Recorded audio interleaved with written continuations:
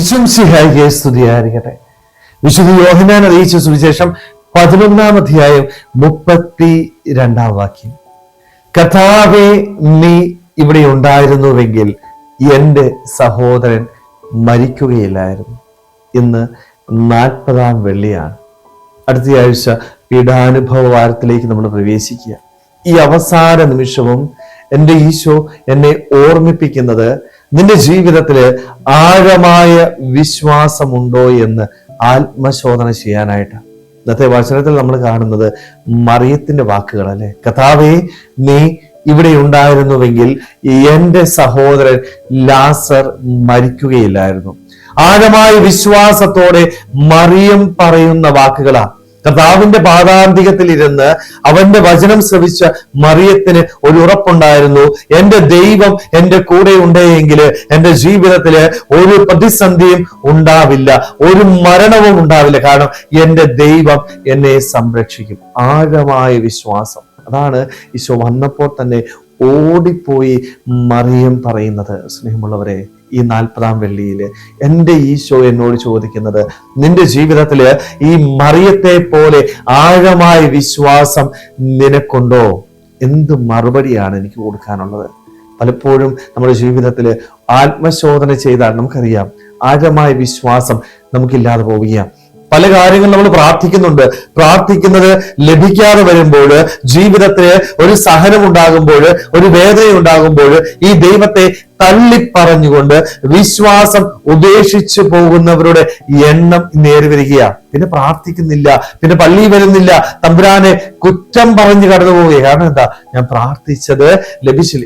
എവിടെയാണ് ആഴമായ വിശ്വാസം എനിക്കുള്ളത്? അവിടെയാണ് ഈ മറിയത്തിന്റെ ഒരു ബോധ്യം നമ്മുടെ ജീവിതത്തിൽ ഏറ്റെടുക്കാനായിട്ട് ഈശോ അറിയിക്കുന്നത്. എന്താണ് ആ ബോധ്യം? ഈശോയെ, നീ ഉണ്ടെങ്കിൽ, നീ എൻ്റെ ചാരയുണ്ടെങ്കിൽ എൻ്റെ സഹോദരൻ മരിക്കുകയില്ലായിരുന്നു. സ്നേഹമുള്ളവരെ, ഈ ഒരു ബോധ്യം നമ്മുടെയൊക്കെ ജീവിതത്തിൽ ഏറ്റെടുക്കാൻ പറ്റണം. ഈശോ എൻ്റെ കൂടെ ഉണ്ടെങ്കിൽ ഏത് പ്രതിസന്ധിയെയും ഏത് പ്രശ്നത്തെയും അതിജീവിക്കുവാനായിട്ടുള്ള ശക്തി എനിക്ക് ലഭിക്കും.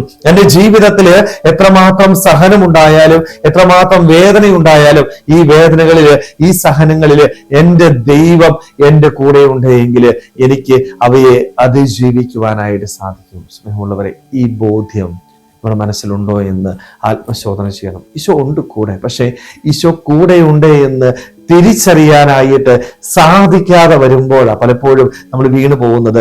ഒരു പ്രശ്നമുണ്ടാകുമ്പോൾ എനിക്ക് സഹായിക്കാനായിട്ട് ആരുമില്ലല്ലോ, നിരാശപ്പെട്ട് ഏകാന്തതയിൽ ജീവിച്ച് ജീവിതം തന്നെ അവസാനിപ്പിക്കുന്നവരുടെ എണ്ണം ഏറി വരിക, കരഞ്ഞു ജീവിക്കുന്നവരുടെ എണ്ണം ഇന്ന് ഏറി വരിക. സ്നേഹമുള്ളവരെ, അവരോടും എൻ്റെ ഈശോ പറയുന്നത്, മോനെ, നിന്റെ കൂടെ ഞാനുണ്ട്. പക്ഷെ ഞാൻ നിന്റെ കൂടെ ഉണ്ട് എന്ന് എന്തുകൊണ്ടാ നീ തിരിച്ചറിയാതെ പോകുന്നത്? ഈ തിരിച്ചറിവ് നിനക്ക് നഷ്ടപ്പെട്ടു പോകുമ്പോഴാ നീ നിരാശയിലേക്ക് പോകുന്നത്. സ്നേഹമുള്ളവരെ, അതുകൊണ്ട് നമ്മുടെ ജീവിതത്തിലും മറിയത്തെ പോലെ ആഴമായ വിശ്വാസത്തോടെ പറയാൻ പറ്റണം, ഈശോയെ, നീ എൻ്റെ കൂടെ ഉണ്ടെങ്കിൽ എൻ്റെ ജീവിതത്തില് ഒരു പ്രതിസന്ധിയും ഒരു പ്രശ്നവും ഉണ്ടാവില്ല. എത്ര വലിയ പ്രശ്നം ഉണ്ടായാലും അവിടെയൊന്നും ഞാൻ വീണു പോകുകയില്ല. കാരണം നീ എൻ്റെ കൂടെയുണ്ട്.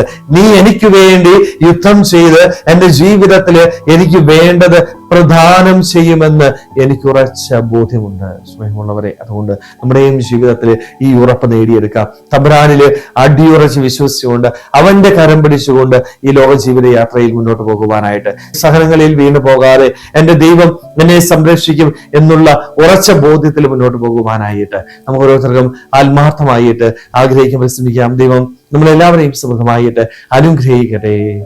ആമേൻ.